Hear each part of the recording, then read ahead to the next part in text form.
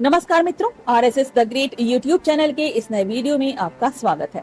इस बार हम बात करेंगे एक ऐसे महायोद्धा और वीर शिरोमणि की जिसका नाम भारत का बच्चा बच्चा पूरे आदर एवं सम्मान के साथ लेता है। उनकी वीरता की गाथाएं आज भी माताएं अपने बच्चों को सुनाना गर्व की बात समझती हैं।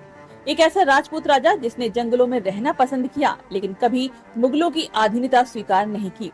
उन्होंने देश, धर्म और स्वाधीनता के लिए सब कुछ न्योछावर कर दिया। देश में एक ऐसा समय भी था जब एक एक करके भारत के सभी राजा मुगल साम्राज्य के आगे घुटने टेक चुके थे, लेकिन भारत का एक राजा ऐसा भी था जिसने मुगल सम्राट अकबर की नाक में दम कर रखा था। एक ऐसा राजा जिसका नाम सुनकर अकबर के भी रोंगटे खड़े हो जाते थे, जिसका नाम सुनते ही अकबर के सारे योद्धा कांपने लगते थे। आज आप इन्हीं के बारे में जानेंगे जिसे जानना हर भारतीय के लिए जरूरी है। मेवाड़ के इस महान राजा का नाम वीर शिरोमणि महाराणा प्रताप था। भारतीय इतिहास के गौरव महाराणा प्रताप अपने शौर्य और पराक्रम के लिए पूरी दुनिया में मिसाल के तौर पर जाने जाते हैं। मित्रों, आपको जानकर हैरानी होगी कि अकबर ने राणा प्रताप से परेशान होकर उनके सामने एक शर्त रखी। तुम चाहो तो आधा भारत अपने कब्जे में ले लो, लेकिन मुगल साम्राज्य के अधीन होकर राज्य करो। लेकिन भारत के इस महान राजा को अपना आत्मसम्मान इतना प्यारा था कि इन्होंने अकबर के इस प्रस्ताव को ठुकराकर युद्ध करना ही सही समझा। भारत के राज्यों में मेवाड़ का अपना एक विशेष स्थान है, जिसमें इतिहास के गौरव बप्पा रावल, महाराणा हमीर सिंह, महाराणा कुंभा, महाराणा सांगा, उदय सिंह और वीर शिरोमणि महाराणा प्रताप ने जन्म लिया। 15वीं शताब्दी के आसपास दिल्ली की सत्ता पर मुगलों का परचम बुलंद हो चुका था। अकबर की हुकूमत थी। अकबर विस्तारवादी नीति का बादशाह था। शुरुआत से ही अकबर ने आसपास की रियासतों को मुगल सल्तनत के झंडे के नीचे लाने के प्रयास शुरू कर दिए थे। पूर्व को जीतने के बाद अकबर ने अपने पश्चिम अभियान में राजपूताना की रियासतों पर मुगल ध्वज फहराने की शपथ ली। इसी के चलते आमेर रियासत ने सबसे पहले अपनी पगड़ी उतारकर अकबर की बादशाहत स्वीकार कर ली। शुरू में तो राजपूताने की दूसरी रियासतों ने आमेर को धिक्कारना शुरू किया, लेकिन धीरे धीरे उन सभी ने मुगलों की सत्ता स्वीकार कर ली। उस वक्त भी मेवाड़ अपने स्वाभिमान की चमक बिखेरते हुए दुनिया के साथ खड़ा था। इस समय मेवाड़ पर सिसोदिया राजवंश के राणा उदय सिंह का शासन हुआ करता था, जिन्होंने अपने पूर्वजों की भांति किसी की अधीनता स्वीकार नहीं की। इन्होंने अकबर को पत्र भिजवाया, हमारे राजा सिर्फ भगवान एक लिंग जी हैं, हम तो सिर्फ उनके ही दीवान हैं। अकबर लगातार दबाव बनाता रहा। इन्हीं परिस्थितियों में समय गुजरता रहा। राणा उदय सिंह की सबसे बड़ी रानी माता जयवंता बाई ने 9 मई 1540 को एक पुत्र को जन्म दिया। मजबूत बदन, बड़ी बड़ी आंखें, मुस्कान बिखेरता चेहरा बहुत मनमोहक लग रहा था। उनके छोटे भाई शक्ति सिंह, विक्रम सिंह और जगमाल सिंह थे। महाराणा प्रताप का विवाह बिजौलिया की अजबदे पवार से हुआ था। 1572 में उदय सिंह की मृत्यु के बाद मेवाड़ की गद्दी पर कौन बैठेगा, इस पर कुछ समय के लिए खींचतान हुई। महाराणा प्रताप के अन्य सौतेले भाई भी मेवाड़ की गद्दी के लिए होड़ में थे। हालांकि राज दरबार के सामंत और सरदार चाहते थे कि महाराणा प्रताप ही उत्तराधिकारी बने, क्योंकि वो उदय सिंह के सबसे बड़े पुत्र थे। माता जयवंता बाई कृष्ण भक्त थीं। उन्होंने शुरू से ही कुंवर प्रताप को भगवान कृष्ण और महाभारत की युद्ध कलाओं का ज्ञान दिया। रानी जयवंता बाई कुंवर को उनके दादा और परदादा की शौर्य कथाओं को बताती। सिसोदिया वंश के इस अतीत को सुनते हुए प्रताप बड़े होने लगे। समय आने पर उन्हें गुरुकुल भेज दिया गया, जहां प्रताप सुबह के समय गुरुकुल में बिताते और दोपहर के समय बस्तियों में जाते। शाम होते होते प्रताप लोहारों के गांव में निकल जाते। उनको हथियार बनाने की कला सीखने में बड़ा आनंद आता था। जनता के बीच इस कदर घुल मिल जाने पर प्रताप अब सबके चहेते बनते जा रहे थे। भीलों ने उन्हें कीका कहकर बुलाया, वहीं लोहारों ने उन्हें अपना राणा मानना शुरू कर दिया। कुंवर प्रताप बचपन से ही वीर, स्वाभिमानी और हठी स्वभाव के थे। उनका शरीर सामान्य बच्चों से कई गुना मजबूत था। उन्होंने छोटी सी उम्र में ही अफगानी बस्तियों में धावे बोलने शुरू कर दिए।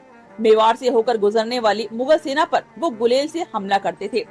कुंवर के इन कारनामों को देख सबको लगने लगा था कि बड़े होने पर वो महान पराक्रमी योद्धा बनेंगे। प्रताप ही भविष्य में मेवाड़ के राणा बनेंगे। उदय सिंह की कई रानियां थीं, जिनसे कुल 33 संतानें थीं, लेकिन उदय सिंह की सबसे प्रिय रानी धीर बाईसा थी। इनकी बात को राणा उदय सिंह अधिक महत्व देते थे। इन्हीं के कहने पर इनके पुत्र जगमाल को मेवाड़ का भावी राणा घोषित कर दिया गया। सत्ता के उत्तराधिकारी की अग्रजाधिकार विधि के अनुसार सदैव बड़ा पुत्र ही राजा बनता है, लेकिन विशाल हृदय वाले महाराणा प्रताप ने पिता के इस आदेश को मानते हुए छोटे भाई जगमाल को राज सत्ता देना स्वीकार कर लिया। राज्य के सामंत, सरदार और जनता ने इसका विरोध किया। वो कुंवर प्रताप को ही अपना राणा मानते थे। समय के साथ राणा उदय सिंह का स्वास्थ्य बिगड़ने लगा। सन 1572 में उनका स्वर्गवास हो गया। उनके अंतिम संस्कार में प्रताप सहित मेवाड़ का प्रत्येक व्यक्ति आया, लेकिन कुंवर जगमाल नहीं पहुंचा। ऐसी संकट की घड़ी में जगमाल के अपने पिता के अंतिम संस्कार में शामिल न होने के कारण सभी सरदारों ने गोगुंदा की पहाड़ियों पर रक्त से मेवाड़ के असली कुंवर प्रताप का राज्याभिषेक कर दिया। सरदार कृष्णदास रावत चुंडावत ने राणा प्रताप की कमर में तलवार बांधते हुए ललकार लगाई। मेवाड़ मुकुट केसरी कुंवर प्रताप सिंह आज से मेवाड़ के राणा हैं। यहीं से राणा प्रताप ने अपने सरदारों के साथ कुंभलगढ़ की ओर कूच किया। राणा के आने की खबर सुनकर छोटा भाई जगमाल राजगद्दी छोड़कर अकबर की शरण में भाग गया। महाराणा प्रताप ने 1 मार्च 1572 को 32 वर्ष की आयु में मेवाड़ की गद्दी संभाली। मेवाड़ की राजगद्दी पर बैठने वाले महाराणा प्रताप अपने एक ही वार में घोड़े सहित दुश्मन को काट डालते थे। वो परम स्वाभिमानी शिव भक्त थे, जिनके नाम से ही दिल्ली की बादशाहत कांप जाया करती थी। उन्होंने जंगलों में रहना स्वीकार किया, लेकिन कभी भी अकबर की अधीनता स्वीकार नहीं की। 72 किलो का भाला, 81 किलो की छाती कवच और 208 किलो के भारी वजन के साथ महाराणा युद्ध भूमि में निकलते, जिनके रौद्र रूप को देखकर सामने वाला दुश्मन अपना रास्ता पलट देता था। हल्दी घाटी के युद्ध में विशाल मुगल सेना को जबरदस्त टक्कर दी। दिवेर के युद्ध में मुगल सेना को घुटनों पर ले आए। मेवाड़ को फिर से आजाद करवा दिया। केसरिया ध्वज लहरा दिया। मुगलों के 36 किलों को जीतकर 40,000 मुगलों को आत्मसमर्पण करने के लिए मजबूर कर दिया। जिनके भाले से शत्रु का रक्त कभी नहीं सूखा, जिनकी तलवार ने पराजय का मुंह कभी नहीं देखा। ये वीर गाथा उस महाराणा की है, जिसके सामने आज भी सभी भारतीय नतमस्तक हैं। महाराणा प्रताप ने जब राजगद्दी संभाली, उस समय मेवाड़ की स्थिति काफी खराब थी। उनके पिता उदय सिंह के समय युद्ध में सारा खजाना खाली हो चुका था। चित्तौड़ सहित मेवाड़ के बड़े भाग पर मुगलों का शासन था। अकबर मेवाड़ के बचे हुए इलाके पर भी अपना कब्जा चाहता था। महाराणा प्रताप ने राजगद्दी संभालते ही अपने सभी सरदारों को बुलाया। उनसे कहा कि रघुकुल का मान सदा ऊंचा रहेगा, मेवाड़ का भविष्य जरूर चमकेगा। मैं शपथ लेता हूँ कि जब तक मेवाड़ को पूर्ण स्वतंत्र नहीं करा लूंगा, तब तक मैं शांत नहीं बैठूंगा। रात महलों में नहीं रहूंगा, पलंग पर नहीं सोऊंगा, सोने चांदी के बर्तनों में भोजन नहीं करूंगा। मेरे वीरों, स्वाभिमान की दहाड़ से अब हमारा टकराव विशाल सेना से होगा। तैयार हो जाइए। सभी सरदारों ने प्रतिघात के स्वर में अपनी अपनी तलवारें लहराईं। इसी के साथ महाराणा प्रताप ने अपनी सेना को संगठित करना शुरू किया। भील योद्धाओं को अपने साथ जोड़ना शुरू किया। लोहारों को हथियारों के जखीरे बनाने का काम सौंपा गया। सरदारों को प्राचीन युद्ध कलाओं का अभ्यास करवाया जाने लगा। ये सारे समाचार अकबर तक पहुंचने लगे। अकबर ने भी महाराणा को रोकने की सभी तैयारियां शुरू कर दी। उन्होंने महाराणा प्रताप से अपनी अधीनता स्वीकार करवाने के लिए अपने सबसे चतुर और वाकपटु अधिकारी जलाल खान कोरची को भेजा, लेकिन महाराणा ने अधीनता की बात सुनते ही उसे वापस लौटा दिया। इसके बाद आमेर के राजा मानसिंह को अकबर ने महाराणा के पास भेजा। उस समय राणा उदयपुर में थे। मानसिंह सीधे उदयपुर आ गया। महाराणा ने मानसिंह का एक अतिथि की तरह स्वागत किया। महाराणा प्रताप उदय सागर झील तक मानसिंह का स्वागत करने के लिए पहुँचे। झील के सामने वाले टीले पर मानसिंह की दावत की व्यवस्था की गई थी। भोजन के लिए मानसिंह को बुलावा भेजा गया। उनके अतिथि सत्कार के लिए अपने बेटे अमर सिंह को लगा दिया, लेकिन खुद महाराणा नहीं आए। मानसिंह के पूछने पर बताया कि पिताजी के सिर में दर्द है, वो नहीं आ पाएंगे, आप भोजन करके विश्राम कीजिए। मानसिंह ने भवें तानते हुए कहा कि राणा जी से कहो, मैं उनके सिर दर्द का कारण जानता हूँ। मानसिंह ने राणा के बगैर भोजन स्वीकार करने से मना कर दिया। तब राणा प्रताप ने उन्हें संदेश भेजा, जिस राजपूत के संबंध एक तुर्क से हों, उसके साथ भला कौन राजपूत भोजन करेगा। इस पर मानसिंह के पास कोई जवाब नहीं था। मानसिंह ने भोजन को छुआ तक नहीं, केवल चावल के कुछ कणों को जो अन्य देवता को अर्पित किए थे अपनी पगड़ी में रखकर चला गया। घोड़े पर बैठकर मानसिंह ने राणा से कहा कि दिल्ली की बादशाहत को अस्वीकार करना संघर्ष को चुनौती है। यदि आपकी इच्छा दुखों में रहने की है तो एक दिन आपकी इच्छा जरूर पूरी होगी। मानसिंह ने आंखें तान कर कहा, मैं तुम्हारा अभिमान चूर्ण कर दूंगा। अगली मुलाकात युद्ध भूमि में होगी। महाराणा ने कहा, मैं प्रतीक्षा करूंगा। महाराणा के अधीनता स्वीकार न करने पर सन 1576 में अकबर अपने सभी सेनापतियों के साथ अजमेर आ धमका। अकबर ने मानसिंह को 1 लाख मुगल सेना का सेनापति घोषित किया। 3 अप्रैल 1576 को मानसिंह विशाल मुगल सेना को लेकर मेवाड़ विजय के लिए निकल पड़ा। 2 महीने चलने के बाद मान सिंह बनास नदी के मैदान में आ पहुंचा। मान सिंह ने मोलेला गांव में अपना डेरा लगाया। दूसरी तरफ महाराणा हुकुम ने अपनी 20,000 की सेना के साथ उससे 6 मील सामने लोसिंग गांव में अपना पड़ाव डाला। विशाल मुगल सेना में राजपूत और मुगल थे, जबकि महाराणा की सेना में राजपूत, भील, पठान और लोहारों के गांव के लोग थे। 18 जून 1576 को हल्दी घाटी का युद्ध का आगाज हुआ। मुगल सेना आगे बढ़ रही थी, तब महाराणा ने अपनी सेना को प्रहार करने के लिए आगे भेजा। हुकुम की हरावल सेना ने मुगलों के 3 हरावल दस्ते को नेस्तनाबूद कर दिया।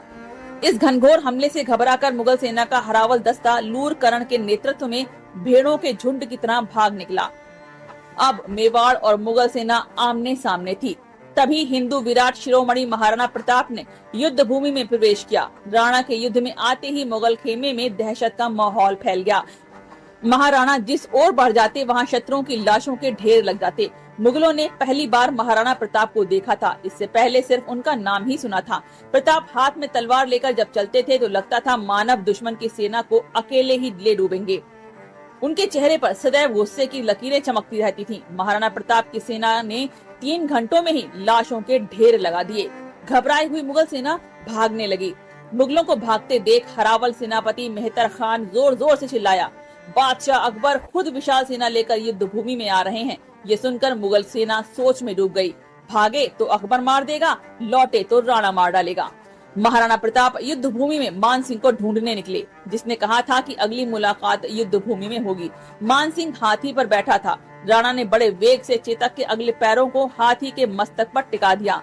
अपने भाले से मान सिंह पर करारा प्रहार किया, लेकिन मान सिंह अपने हाथी में लगे हौज में छुप गया। राणा के करारे प्रहार से उसका महावत मारा गया। मान सिंह के हाथी की सूंड में एक तलवार लटकी थी, जिससे चेतक का अगला पैर कट गया। अब तक महाराणा प्रताप के पैर में गोली लगी थी। उनके शरीर पर असंख्य घाव थे। पूरा शरीर खून से लथपथ हो चुका था। तभी सादरी रियासत के झाला पिता ने कहा, हुकुम, आपके चेतक को इलाज की जरूरत है। आपके पैर में भी गोली लगी है, जिससे जहर फैल सकता है।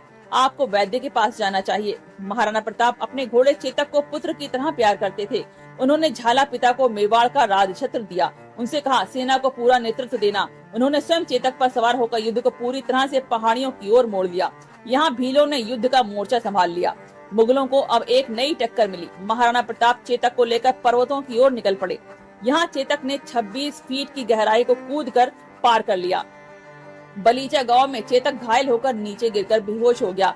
तभी मुगल सेना की ओर से लड़ रहा राणा का छोटा भाई उनका पीछा करते हुए यहाँ तक आ पहुँचा। महाराणा प्रताप चेतक को सहला रहे थे, तभी उनकी नजर शक्ति सिंह पर पड़ी। उन्होंने शक्ति सिंह से कहा, सीना खुलिया मार भाला, तुम गोद गुलामी टीकन लगे। भारत माते कह दूंगा, तेरे पुत्र दामन में बिकन लगे। शक्ति सिंह बड़े भाई के शब्दों को सुनकर फूट फूट कर रोने लगा। वो राणा के पैरों में जा गिरा। यही चेतक की मृत्यु हो गई। इधर हल्दी घाटी में भीषण युद्ध चल रहा था। घाटी के दर्रों में राणा की सेना मुगलों को भीषण टक्कर दे रही थी।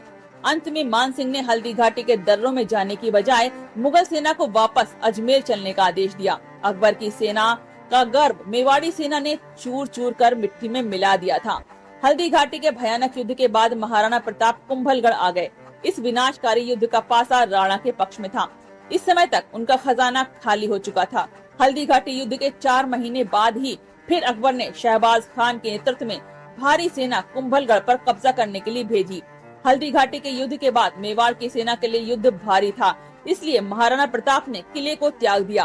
कुंभलगढ़ पर शहबाज खान का अधिकार हो गया। कुछ महीनों के बाद महाराणा प्रताप ने फिर से सेना को पूरी तैयारी के साथ शहबाज खान पर आक्रमण करके कुंभलगढ़ को वापस जीत लिया। कुंभलगढ़ विजय के बाद राणा ने सभी सरदारों को बुलवाया।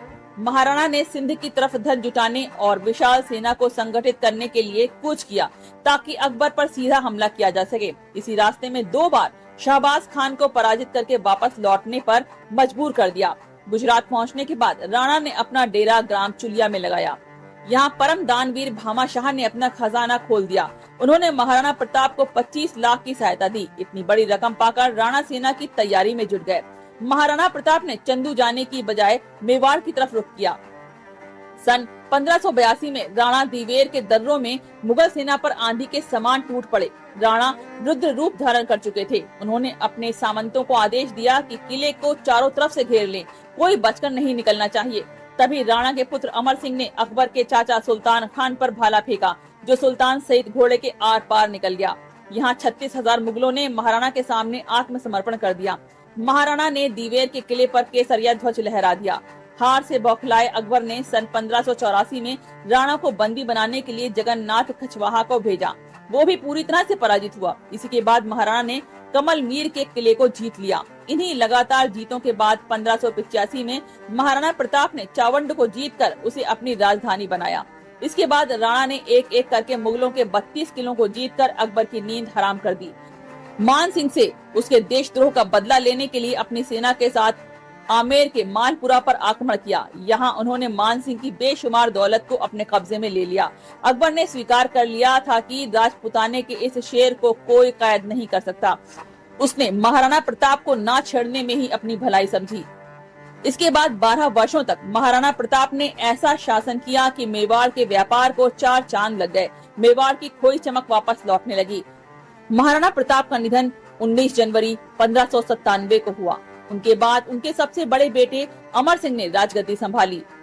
सतीश चंद्र जैसे प्रसिद्ध इतिहासकारों का कहना है कि महाराणा प्रताप का मुगल साम्राज्य के खिलाफ लगभग अकेले और अन्य राजपूत राज्यों की सहायता के बिना संघर्ष राजपूत वीरता और आत्म बलिदान की भावना का सर्वश्रेष्ठ उदाहरण है।